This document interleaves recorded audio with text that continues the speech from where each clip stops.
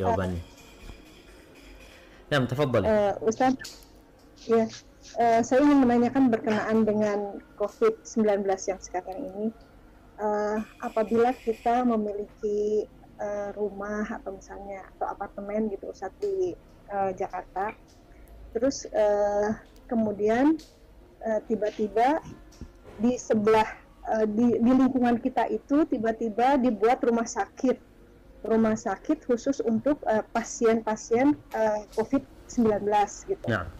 Nah, bagaimana sikap bijaksana kita menghadapi kasus ini? Karena di satu sisi si pemilik rumah tersebut tentunya ingin mendukung pemerintah untuk pencegahan terhadap COVID-19 ini, untuk agar segera bisa mengobati gitu para pasien itu. Tapi di sisi lain, dengan keberadaan rumah sakit itu kan menjadi seperti apa namanya? Jadi kita juga jadi takut gitu saat tertular dengan penyakitnya gitu. Dan ditambah-tambah tetangga-tetangga di lingkungan sekitar juga tidak mendukung, malah mereka seolah-olah tidak mau dan ingin mengajukan perkara ini ke ranah hukum gitu. Nah, sebenarnya bagaimana sikap kita yang bijaksana menghadapi permasalahan seperti ini? Ustaz, ya, barakallahu fiik, subhanallah jamaah. Jadi memang kita ini di Indonesia, Anda melihat dalam penanganan COVID-19 ini dalam satu kasus ada unsur berlebih-lebihan.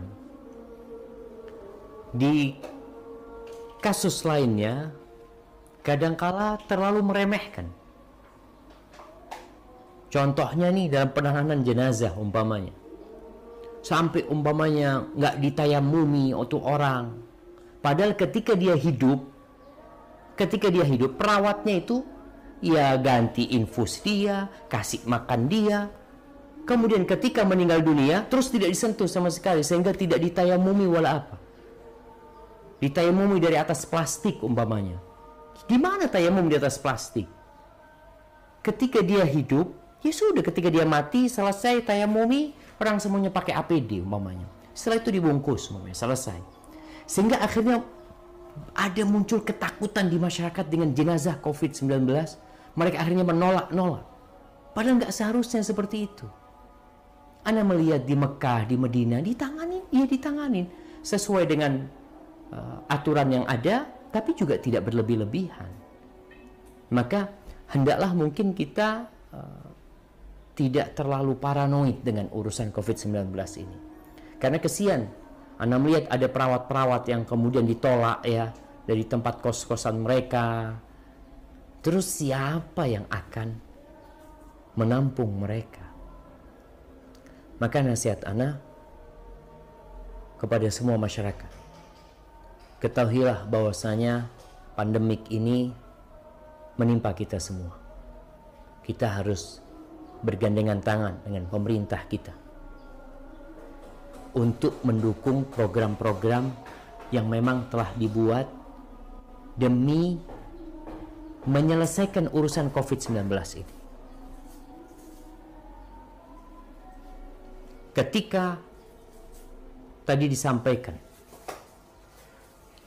akan ada rumah sakit yang dibangun, kemudian kita punya apartemen di sana, kita nggak tinggal di sana, berikan tempat tersebut.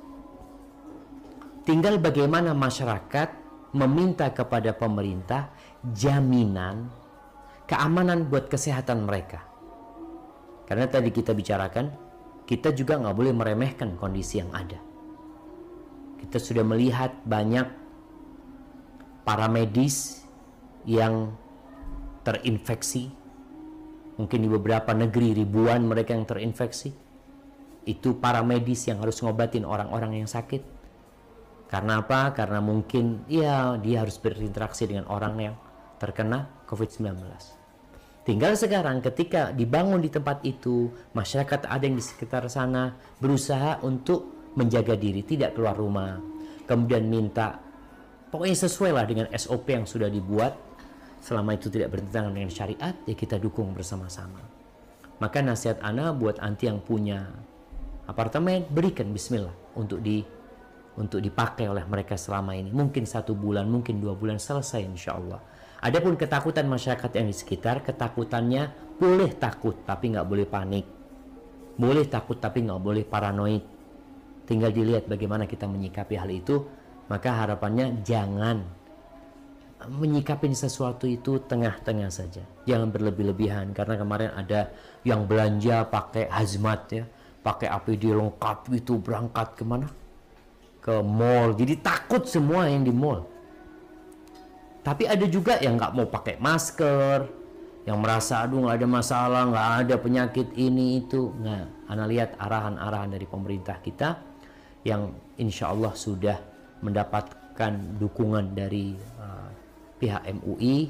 Semoga bisa kita laksanakan bersama-sama. Hadza wallahu a'lam bissawab.